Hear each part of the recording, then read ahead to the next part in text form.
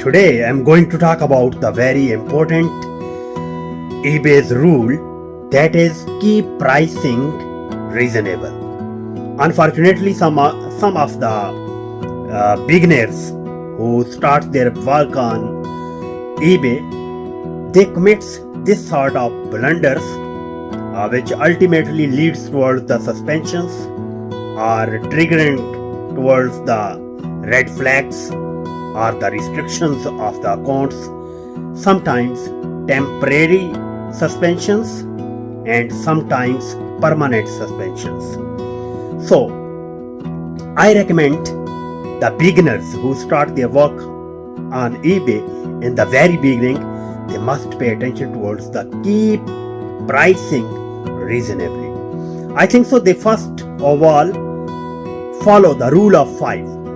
The rule of 5x is this. Let's suppose you are going to sell the products under 15-20 pounds cost. You should not list them at the same time. You must pay attention towards the listing of the products. Sometimes some products high volume, high prices like more than 20, and some products less than 20 pounds price. This thing leads towards the better results. Thank you.